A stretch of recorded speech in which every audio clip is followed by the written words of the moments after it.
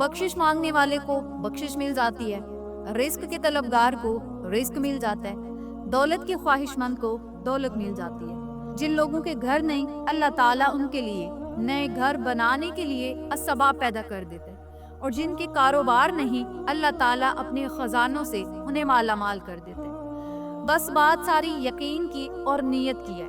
जिस बंदे का अपने रब पर यकीन पक्का है, नीयत उसकी साफ है, तो अल्लाह ताला उसे कभी भी खाली हाथ नहीं लुटाता। बिस्मिल्लाहिर्रहमानिर्रहीम। अस्सलामु अलैकुम।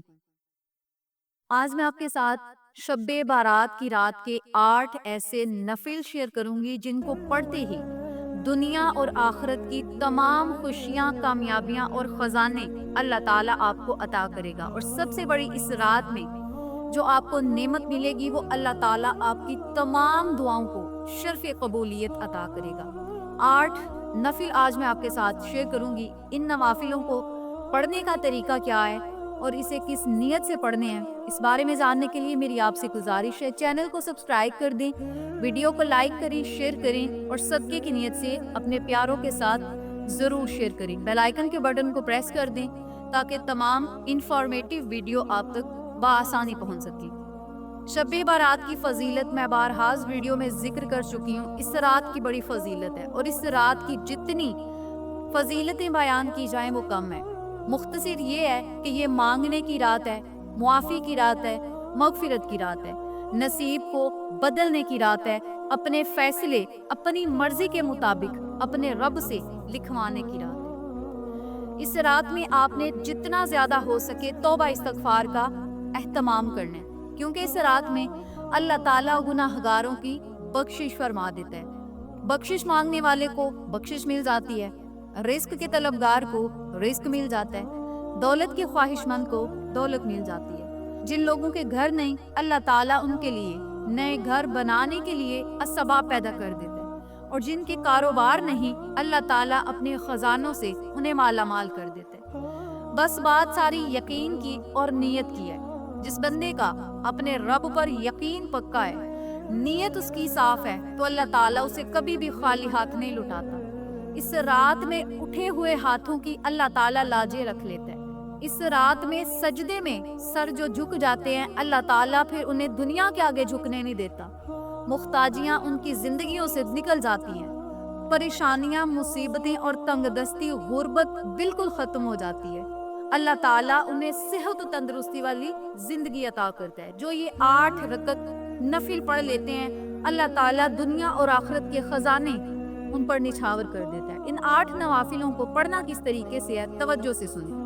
14 शबानुल मुअज़्ज़म के दिन जब मगरिब की अजान हो जाए तो नमाज मगरिब अदा करने के फौरन बाद आपने ये 8 नफिल पढ़ने हैं। 2 रकत नफिल पहले आपने सलातुल तौबा के अदा करने हैं।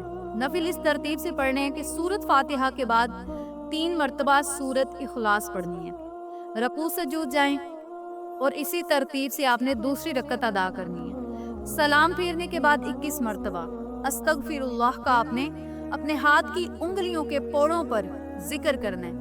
अस्तगफिरुल्लाह, अस्तगफिरुल्लाह, अस्तगफिरुल्लाह 21 मरतबा अस्तगफिरुल्लाह पढ़नी है।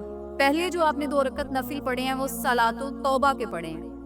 अब जो आपने 2 रकत नफिल अदा करने हैं, ये वाले 2 रकत नफिल आपने उम्र दराजी के लिए पढ़ने हैं और सेहत और तंदुरुस्ती के लिए पढ़ने हैं, यानी लंबी उम्र के लिए पढ़ने हैं और खैर और बरकत वाली जिंदगी के लिए पढ़ने हैं और सेहत और तंदुरुस्ती वाली जिंदगी के लिए पढ़ने हैं।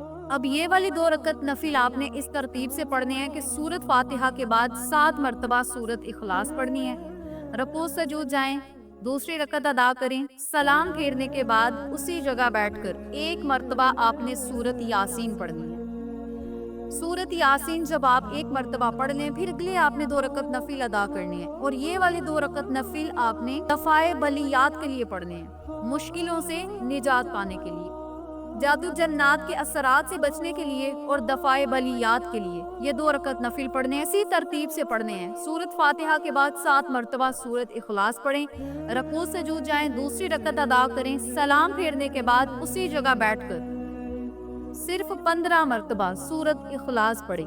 पहले 1 यासीन पढ़नी है, जब दूसरे 2 रकत नफिल पढ़ने हैं तो 15 मरतबा सूरत इखलास पढ़नी है। जब आप सूरत इखलास 15 मरतबा पढ़ लें تو پھر آپ نے آخر میں جو 2 رکعت نفل ادا کرنے ہیں نا، وہ مخلوق کا محتاج نہ ہو۔ یا اللہ ہمیں اپنا محتاج رکھنا، مخلوق کا محتاج نہ رکھنا۔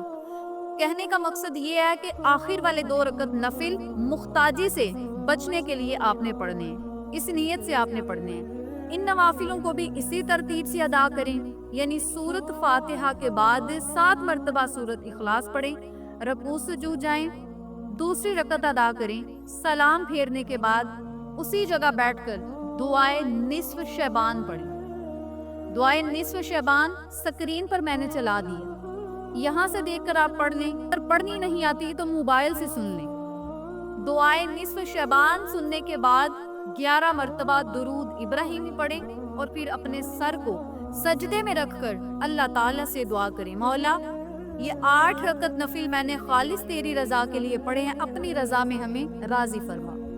یا اللہ ان نوافلوں کی برکت سے ہمارے گناہوں کو معاف فرما، ان نوافلوں کی برکت سے ہماری عمروں کو لمبا اور دراز اور صحت و تندرستی والا بنا۔ ان نوافلوں کی برکت سے ہمیں تمام آفات و بلیات سے محفوظ رکھنا۔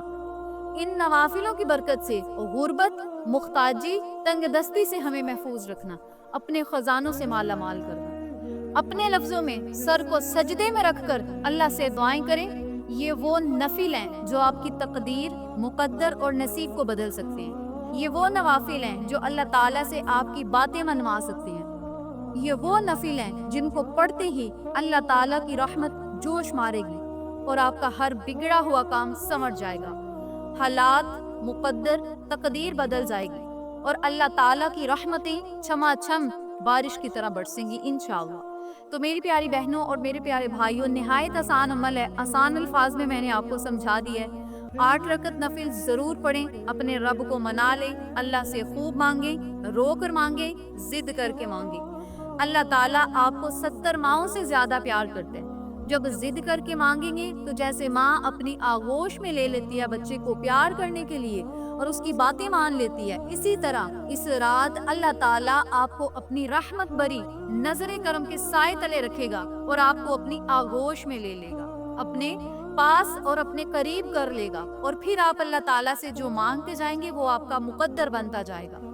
اس رات کن کے فیصلے ہوں گے، فیکون ہوتا چلا جائے گا۔ آپ اللہ سے مانگ کر تو دیکھیں، اللہ خود فرماتا ہے اے میرے بندے اس رات مجھ سے مانگ، میں تجھے عطا کروں۔ تو اس رات کو ضائع نہ کریں، ان گھڑیوں کی قدر کریں، ادب کریں، احترام کریں۔ اس رات میں استغفار کریں، تلاوت قرآن کریں، سجدہ ریز ہوں، ہاتھوں کو اٹھا کر یا سر کو سجدے میں رکھ کے دعائیں کریں